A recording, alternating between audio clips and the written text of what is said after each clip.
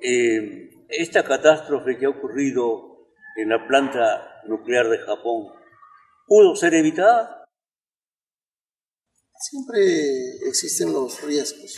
Usted sabe, los riesgos es una suma de dos componentes.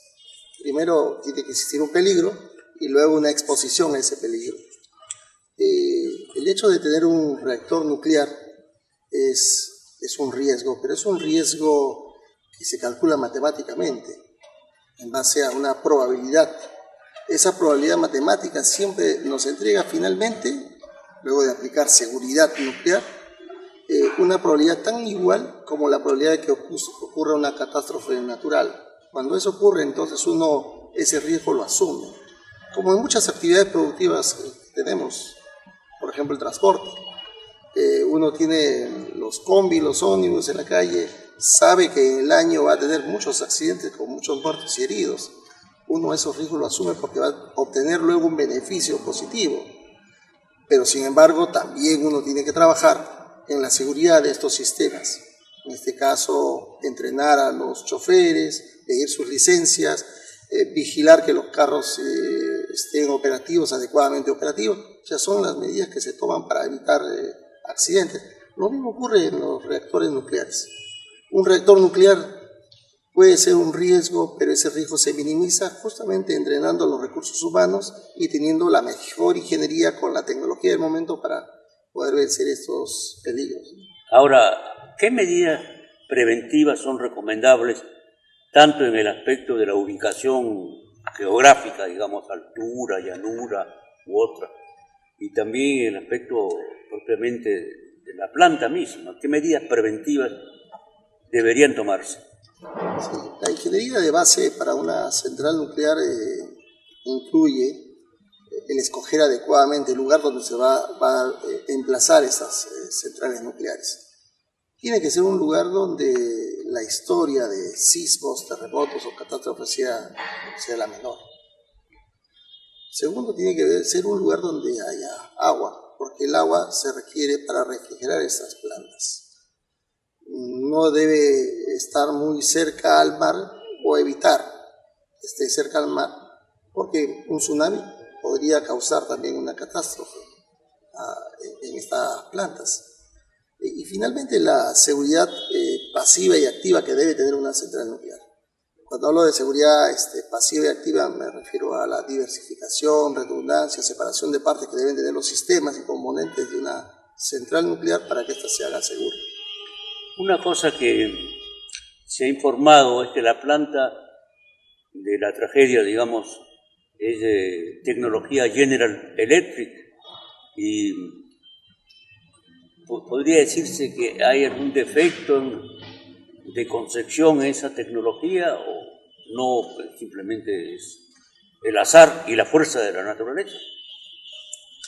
Profesor, fíjese, estas plantas nucleares con esta tecnología ya no son construidas más en el mundo. Estos reactores que han sufrido accidentes son reactores que han cumplido 40 años, que es el tiempo máximo de vida útil de un reactor nuclear. Es una tecnología que llamamos nosotros los reactores de segunda generación, de la generación 2. Ya no se fabrican. Ahora están fabricándose y están construyéndose reactores de tercera generación y están en planos y diseños los reactores de cuarta generación.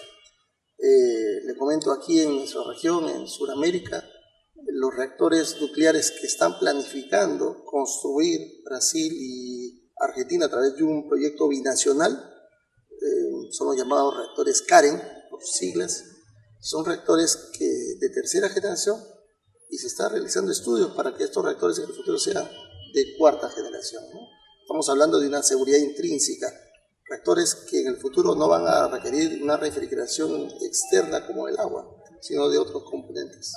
Ahora, el reactor nuestro en el que trabaja el Perú, ¿es de primera, de segunda generación? ¿De qué generación?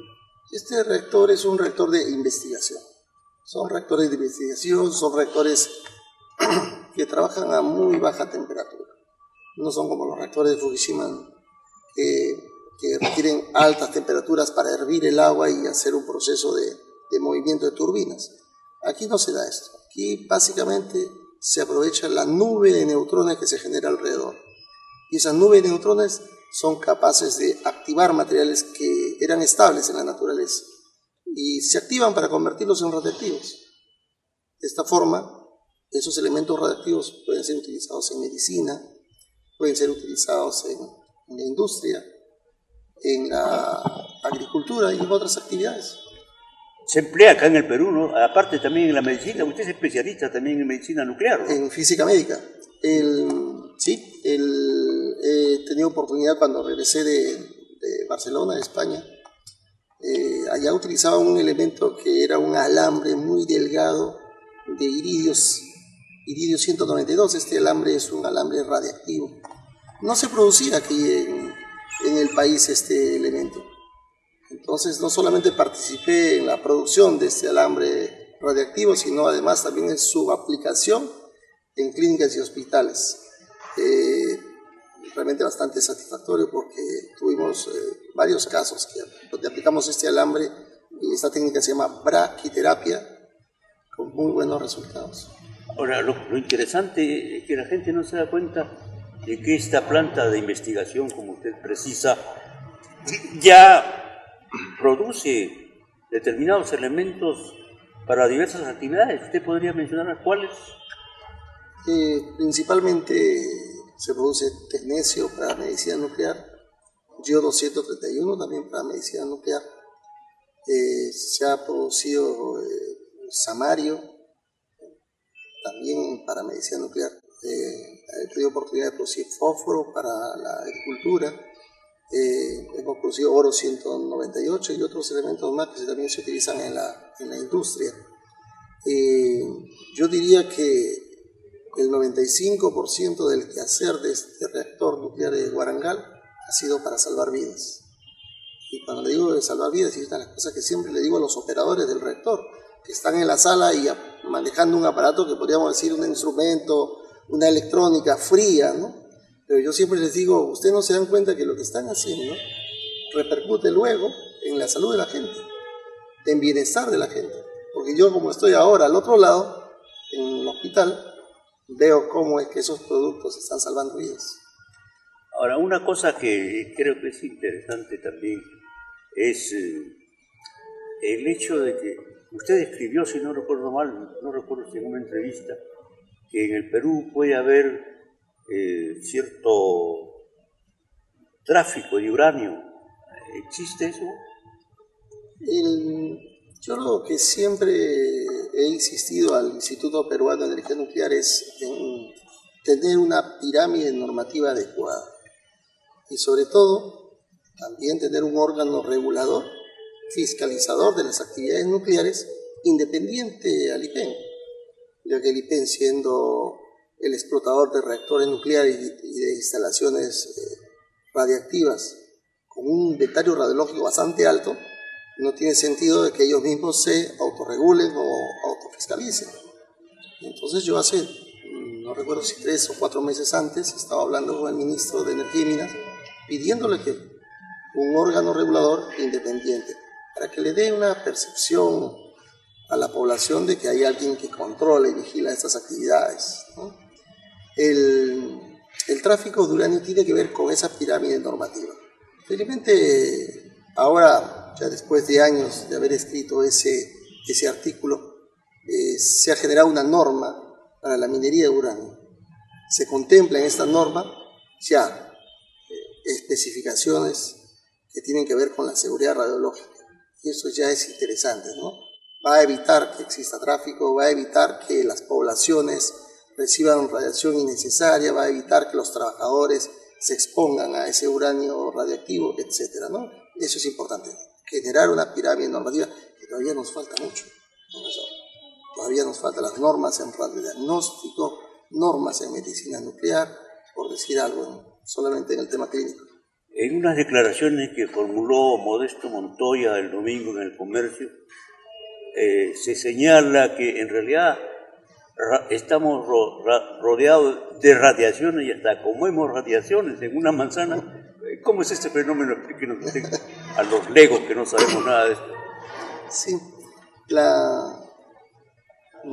Casi todos conocemos la tabla periódica y sabemos que existen los elementos químicos, pero hay una tabla con mucho más elementos que siendo el mismo elemento químico que tiene las mismas características químicas, sin embargo tiene características nucleares diferentes, ¿no? Por decirle el hidrógeno, uno conoce el hidrógeno, del agua, pero también este hidrógeno tiene hermanos que llamamos isótopos, que son radiactivos y que existen en la naturaleza, ¿no? El carbono, igual. Conocemos el carbono que es estable, pero también hay un carbono que es radiactivo, por ejemplo el carbono 14. Y ese carbono 14 está presente en todos los vegetales. Si uno se alimenta con estos vegetales, entonces está incorporando ese carbono 14. Y ese carbono 14 en el tiempo se está desintegrando. Como es inestable, se desintegra y emite radiación. Y nosotros estamos consumiendo y emite radiación y nos está irradiando. La Tierra está compuesta por una serie de elementos también que son radioisótopos, por ejemplo, el uranio, torio, radio, que está presente en la Tierra. Y producto de esa Tierra se hacen ladrillos, se hace cemento, y entonces las paredes también son radiactivas, empiezan a emitir radiación, el suelo. Y luego hay un elemento que se está estudiando mucho, profesor, que es el radón, porque la Tierra emana radón, un gas noble, lo deja escapar, no hay manera de detenerlo, y estamos entonces en una nube de radón y lo estamos respirando, y ese radón, una vez que está dentro de nuestro cuerpo, igual en pulmones, se desintegra y produce radiación, que es natural. Estamos inmersos entonces en un campo de radiación.